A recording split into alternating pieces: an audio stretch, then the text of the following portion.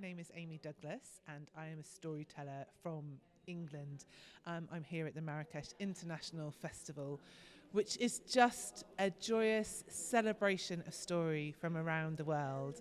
And it's a wonderful opportunity for people to come from all over the world, from all the different continents, to share stories. And of course, when you share stories, you share culture, you share laughter, you share friendship, and you share understanding. And that is what this week is. It's a celebration of all the things that bind us together, of all the things that unite us as people, and to laugh at the differences and the misunderstandings. But there is this joyous heart of storytelling that holds us all together. A story is when you share something from one person to another. And for me, when you tell a story, you hold a different space, you hold a different world. And for the time that the story lasts, that world has to be real. And it's an invitation for the listener to come in. A storyteller cannot tell a story without a listener. And so while the storyteller is the guide, we all go on a journey together. We have experiences together.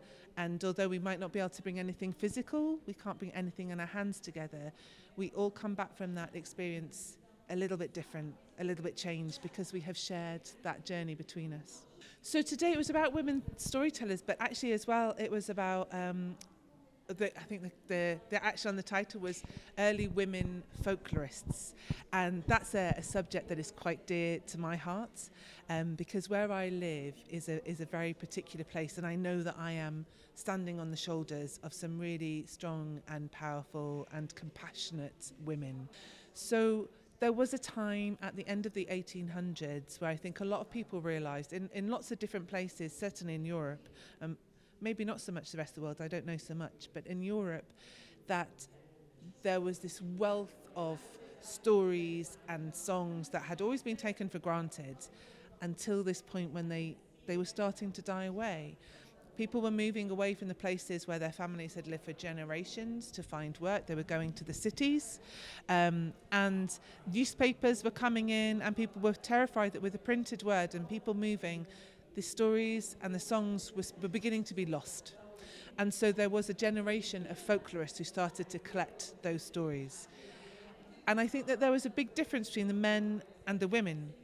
And maybe they were trained differently, I don't know, they just came from different backgrounds. The men, they collected the material, they collected the stories, but they tried to put it in a fit state to pass on, and maybe with stories they made them for children. And certainly like with the Grimm's fairy tales, we think of them now really as being as a collection for children. Children are brought up on those stories, and they all have the Grimm's brothers style. They've all been made into their words and their style. So we still have the stories, and that's fantastic, and they did a great job to save those stories, and maybe we wouldn't have them otherwise. But the women folklorists, and certainly where I live, they went out and they met the people, and they didn't just collect the stories that the people held, they collected the stories of the people themselves as well. They collected the voices, so they transcribed those word for word. So now when I read their books and their notes, I can hear that voice of somebody speaking 150 years ago and kind of be transported back, and there's wonderful turns of phrase and language that are really part of that story and part of that world. And in those times, there were limited options to women of what they were able to do as jobs, and I think particularly for middle class and for upper class women. And this was seen as something that was an acceptable thing to do, an acceptable hobby, but they really owned it, and they made it into something that was much more than a hobby, and made it into sort of a legacy that we still have. So there was Sophia Jackson and Charlotte Byrne and Mary Webb and Catherine Milnes Gaskell and Ella Mary Leather, who were all local to me, who went out interviewing people and spending so much time writing word for word and organising them so that they are not, we have the stories, but we also have proverbs and children's games and songs, and we have mummers' plays that people would perform at certain times of year, and traditions of what people would do in spring and summer and autumn, that all weave a tapestry that feed into those stories, that give us the background to those stories, so that when we tell them, they're still really alive and vibrant with those voices. And we tell them so that they are still relevant and modern to today's audiences, but they still have that echo that we still have those voices from before.